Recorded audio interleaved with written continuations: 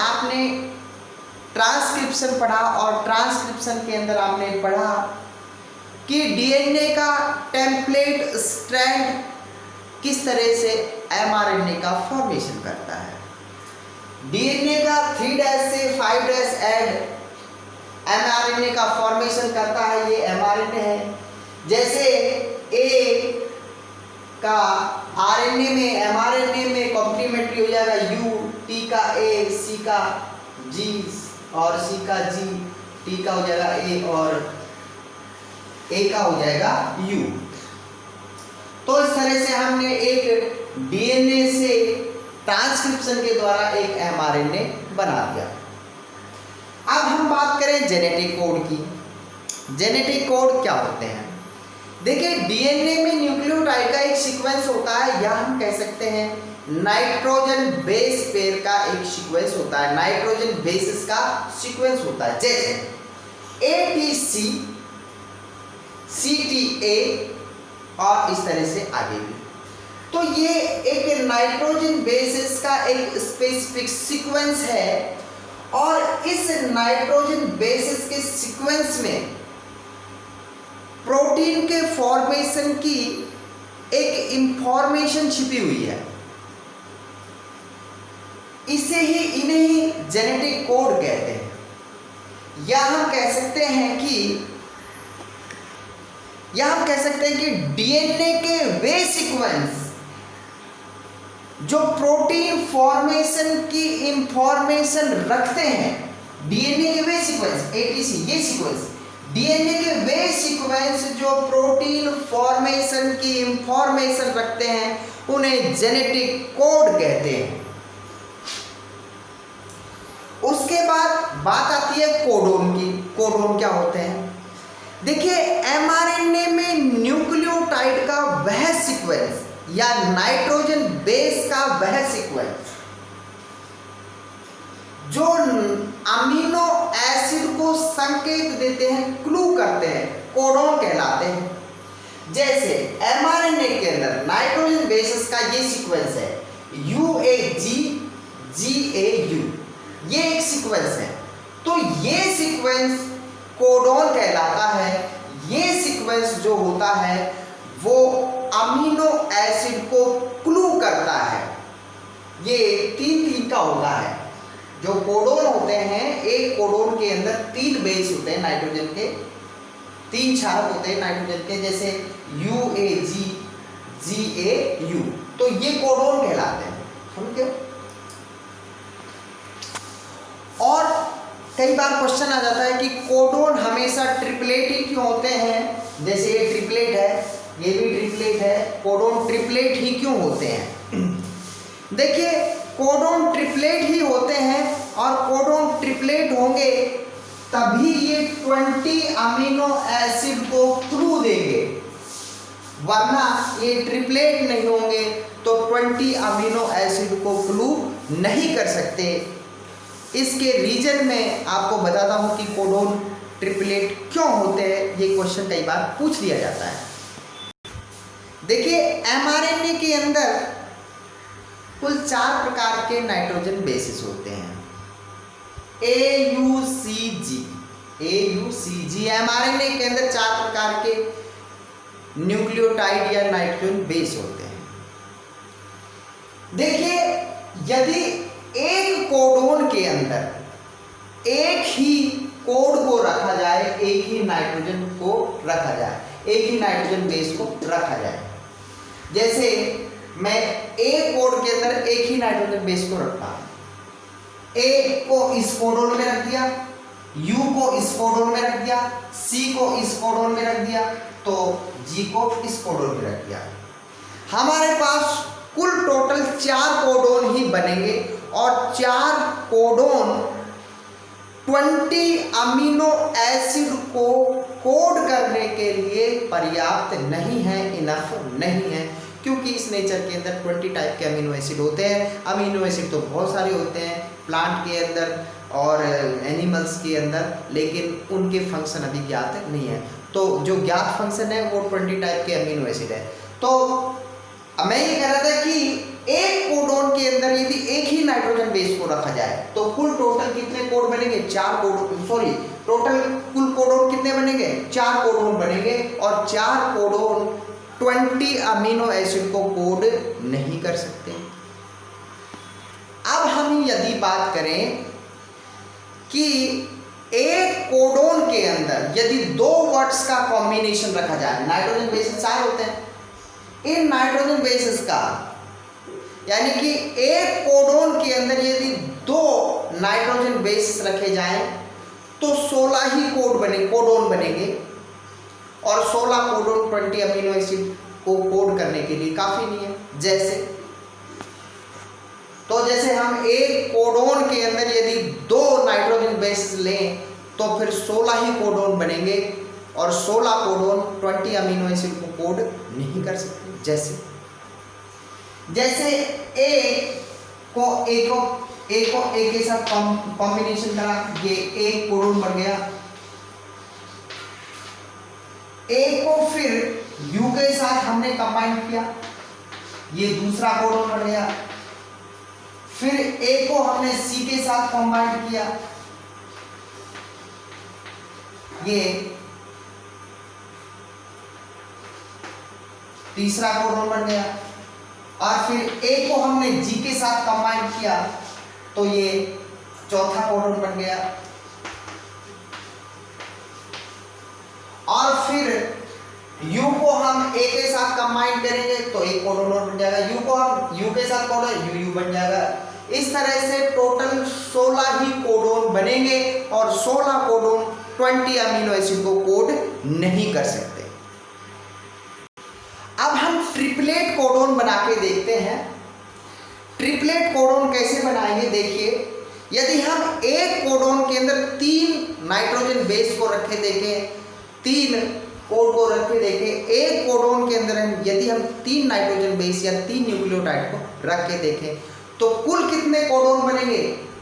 64 codon बनेंगे और ये आराम से 20 अमीनो एसिड को कोड कर सकते हैं और ये काफ़ी होंगे 64 कोडोन 20 अमीनो एसिड को कोड करने के लिए।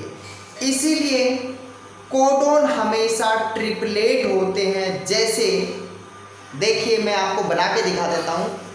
मैं एक ट्रिपलेट कोडोन, 1 या 2 ट्रिपलेट कोडोन बना के दिखा देता हूँ। जैसे इसका कॉम्बिनेशन इसके साथ और इसका कॉम्बिनेशन इसके साथ तो बन जाएगा ए और ए। उसके बाद इसका कॉम्बिनेशन इसके साथ करेंगे और इसका कॉम्बिनेशन हम इसके साथ करेंगे तो बन जाएगा ए, उसके बाद ए और उसके बाद यू।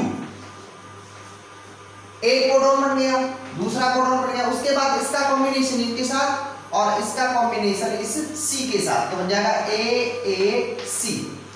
अब हम ए का कॉम्बिनेशन इसके साथ और इसका कॉम्बिनेशन जी के साथ तो बन जाएगा ए जी।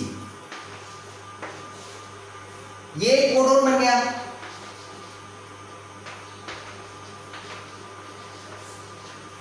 ये भी कोडोन बन गया और ये भी कोडोन बन गया। अब क्या करेंगे? अब हम इसका कॉम्बिनेशन अब हम क्या करेंगे?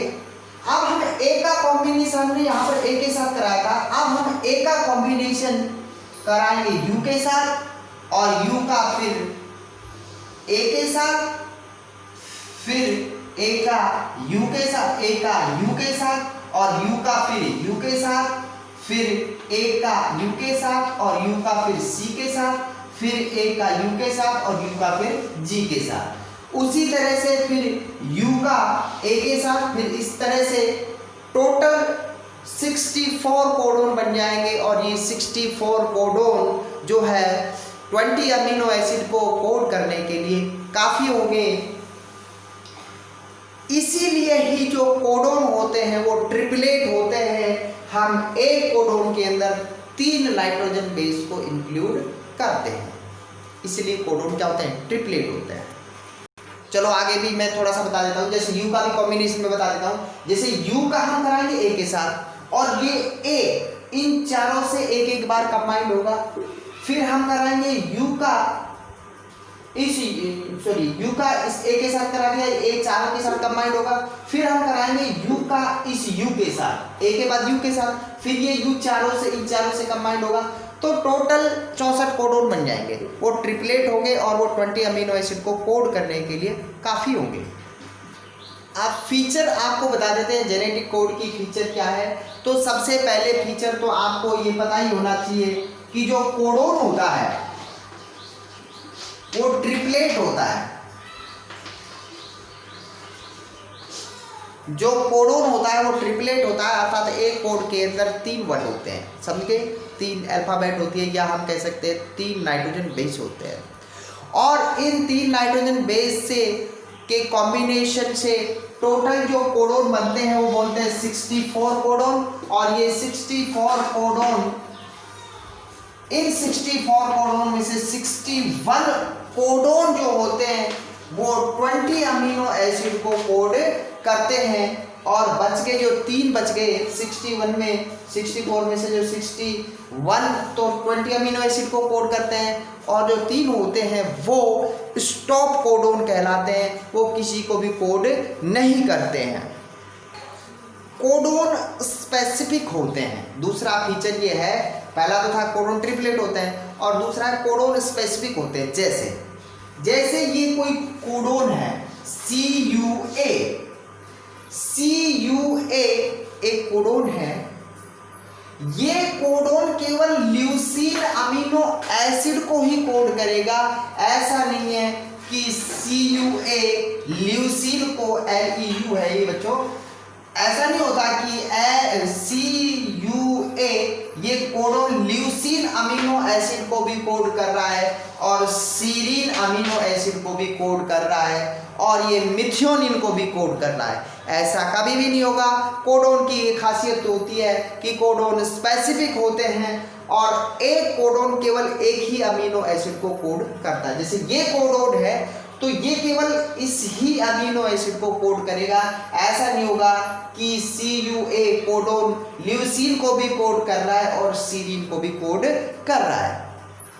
उसके बाद इसकी अगली खासियत कि कोडोन जो होते हैं वो डीजनरेट होते हैं। डीजनरेट का मतलब होता है, ऐसा हो सकता है कि एक अमीनो एसिड एक से अधिक कोड द्वारा कोडेड हो सकता है, यानी कि एक से अधिक कोडोन एक ही अमीनो एसिड को कोड कर सकते हैं। इसे बोलते हैं कोडोन का डीजनरेट होना। जैसे इसका दूसरा एग्जांपल मैं देके बताता हूं। जैसे ये 2 कोडोन है UUA और UUG, ये दोनों कोडोन एक ही अमीनो एसिड को कोड कर सकते हैं। इसे बोलते हैं कोडोन का डीजनरेट। या इसका एक एंटी जो है एग्जाम्पल में और बताता हूं। ऐसा कभी भी नहीं होगा कि सपोज करिए UUA ल्यूसीन को भी कोड कर रहा है और UUA मिथियोनिन को भी कोड कर रहा है। ऐसा कभी भी नहीं होता है। तो कोडोन हमेशा डीजनरेट होते हैं। उसके बाद 2 कैरेक्टर बचे, उनको मैं वैसे बता देता हूं। देखिए, कोडोन जो कोडोन होते हैं, उन mRNA पे जो कोडोन होते हैं उनमें कभी भी कोमा नहीं होता। आई मीन टू से कोडोन कोमा लेस होते हैं। जैसे UUC, CUG और GUC, तो इनके बीच में कभी भी कोमा नहीं होता। ये कोमा लेस होते हैं, बाकी ट्रिपलेट होते हैं, लेकिन कोमा इनके बीच में नहीं होता। और बहुत जरूरी बात कि कोडोन कभी भी ओवरलैपिंग नहीं करते हैं। जैसे ये 3 के कॉम्बिनेशन में ही रहेंगे, ये ओवरलैपिंग नहीं करते हैं। जैसे भाई ये एक कोडोन हो गया बच्चों, ये कोडोन है, समझे। अब आप ये मत कहना कि ये भी एक कोडोन है और ये भी एक कोडोन है, नहीं समझे भाई। 3 का जो वो हो गया ट्रिपलेट हो गए, उसके बाद है तो ये भी ट्रिपलेट, लेकिन ये ओवरलैपिंग कर रहे हैं। उसके बाद ये भी ट्रिपलेट, 1 2 3, ये भी। ऐसा नहीं होता है। कोडोन इस तरह से होते हैं, ये एक कोडोन है, दूसरा कोडोन ये है, तीसरा कोडोन ये है। कोडोन कभी भी ओवरलैप नहीं करते। बाकी इसके चार्ट की बात, तो चार्ट बच्चों बनने में बहुत टाइम लगता है चार्ट को बनाने में, लेकिन मैं उसको आपको बुक में दिखा देता हूँ आपको कैसे बनाना है, आप नोट कर लीजिएगा। बच्चों इसकी टेबल बनाना मैं आपको बता देता हूँ, बिल्कुल इजी है, कोई दिक्कत नहीं है। जैसे हम इसका कॉम्बिनेशन इसके साथ करेंगे तो हो गया u और u, इसका कॉम्बिनेशन इसके साथ करने पर और एक u हम ये वाला ले लेंगे u, तो बचेगा u और u, u और c, उसके बाद u और a, u और g, उसके बाद अगले को हम भर देंगे u c u,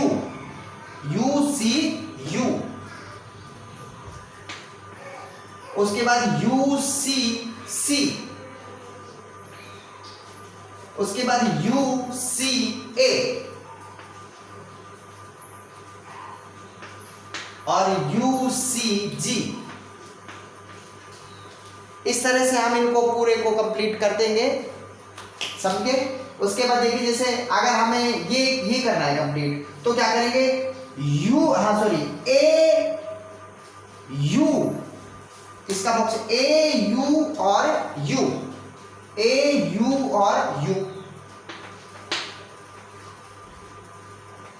फिर उसके बाद a u और c, उसके बाद a u और g,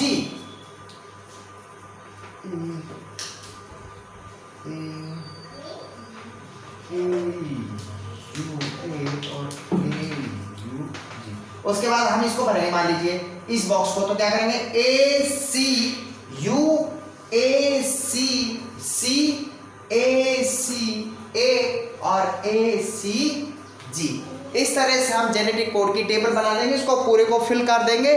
उसके बाद आप बुक में से देख लेना या फिर हम बता देंगे कि कौन से कोडोन किस अमीनो एसिड को कोड करते हैं, वो मैं आपको बता दूंगा।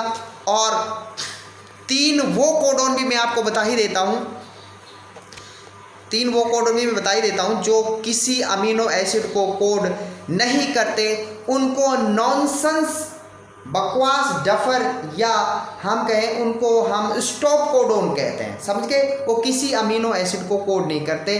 बाकी आप याद रखेंगे AUG मिथियोनिन को कोड करता है और ट्रांसलेशन मिथियोनिन से ही स्टार्ट होता है। AUG हमेशा मिथियोनिन अमीनो एसिड को कोड करेगा।